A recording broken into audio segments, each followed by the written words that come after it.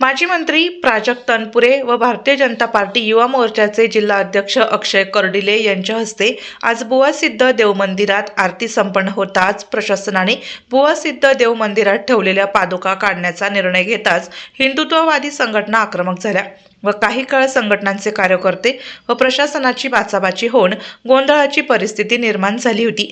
यावेळी हिंदुत्ववादी संघटनेच्या तरुणांनी घोषणा देऊन परिसर दणाणून सोडला होता।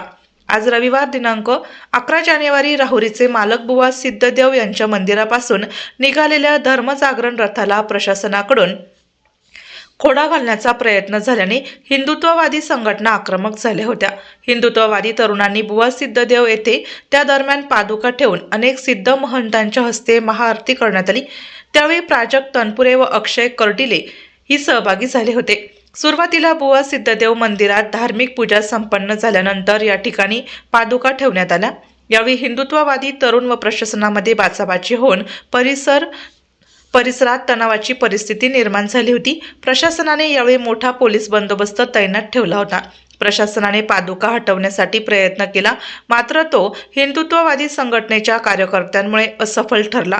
यावेळी प्रशासनाने बुवासिद्ध मंदिर परिसरात चोख पोलीस बंदोबस्त तैनात केला होता। येणाऱ्या काळात प्रशासनाची काय भूमिका असणार व हिंदुत्ववादी संघटना काय निर्णय घेणार हेही पाहणे महत्त्वाचे ठरणार आहे।